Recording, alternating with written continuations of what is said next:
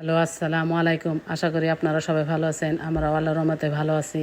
এই তো বৃষ্টির দিন, আজ কি রান্না করব? ঘরে মাছ আছে, শুধু ছোটো মাছ আছে, কিচকি মাছ আছে, কিন্তু ছেলেরা তো ওরা এভাবে মাছ খেতে চায় না।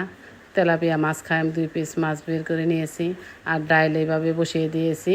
এই তো দেখুন, আমি তেল দিয়ে কাঁচা মরিচ, পেঁয়াজ, রসুন সব একত্রে দিয়ে এখন আমি বৃষ্টির পানি দিয়ে ডাউলটা বসিয়ে দিব। এইভাবে ডাউল রান্না খেলে খুব টেস্টি হয়, খুব মজা লাগে। বৃষ্টির দিনে এরকম মাছ ভাজি, আলু ভর্তা, ডাউল আপনারাও এইভাবে খেয়ে দেখবেন। খুব সিম্পল খাবার, এই খাবারটা খেলে খুব ভালো লাগে, খুব মজা। এই তো আমার ডাউল প্রায় হয়ে এসেছে, এই মাছ ভাজি হয়ে যাচ্ছে। এখন আমি ডাউলের মধ্যে ফোড়ন দিয়ে দিব। এর জন্য আমি চুলায় কড়াই বসিয়ে দিলাম।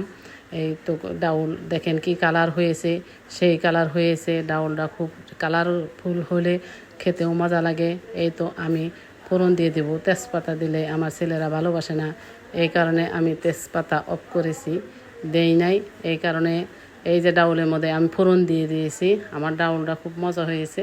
একটু পরে ডাউল দিয়ে ভাত খাওয়া হবে। এই তো আলু ভর্তা আছে, ডাউল আছে, মাছ ভাজা আছে, আর কি চাই?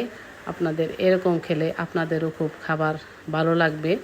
সব সময় তো আর মাছ গোস্ত দিয়ে খেলে চলে না। এরকমভাবে মাঝে মাঝে খেলে আসলে মনে খুব তৃপ্তি পাওয়া যায়, খুব আনন্দের সাথে খাওয়া যায়। আসসালামু আলাইকুম।